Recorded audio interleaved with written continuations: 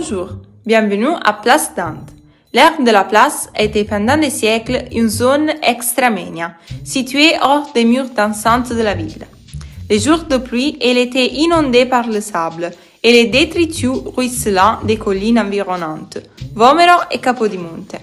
Avant les interventions de transformation urbaine de Don Pedro de Toledo, le mur d'enceinte avait bougé d'à peine quelques mètres à l'espace de 2000 ans. Il suffit de penser à la distance très courte qui existe entre les murs grecs de la place Bellini, édifiés du 5e au 4e siècle avant Jésus-Christ, et Porte Alba, l'une des portes de la belle ville réalisée au XVIIe siècle. Au XVIe siècle, sous Don Pedro de Toledo, l'enceinte de la ville de Naples fut agrandie et la via Toledo fut construite en 1536.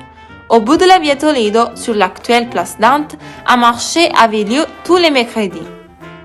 C'est pourquoi cette aire a été appelée à partir de 1588 Largo Mercatello, Petit Marché, pour la distinguer de la place Mercato, la place où se tenait le marché principal de la ville.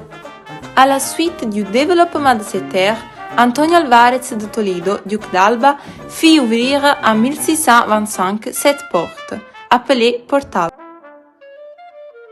À la demande de Charles III de Bourbon, entre 1757 et 1765, fut construit le Foro Carolino, conçu par Luigi Vanvitelli et qui porte le nom du souverain. L'élégant hémicycle qui entourait et qui entoure encore la place de nos jours est encadré par 26 statues représentant les vertus du souverain.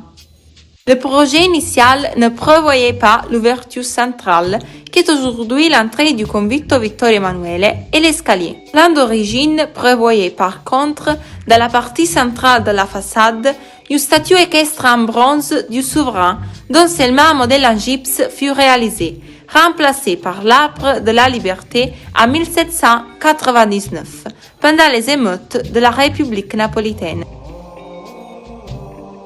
Depuis 1843, en correspondance de l'emplacement de l'abside centrale, fut ouverte l'entrée du convitto, qui prit par la suite le nom de Regio Convitto Nazionale Vittorio Emanuele en 1861. En 1872, la statue de Dante, sculptée par Tito Angelini, a été placée au milieu de la place Dante. De nos jours, sur la place Dante, on peut admirer la station d'art Dante, de la ligne 1 du métro de Naples. À l'occasion des travaux pour la réalisation du métro, achevé en 2002, la place a été redessinée et réaménagée par l'architecte Gaia Olenti. Aujourd'hui, c'est une zone piétonne.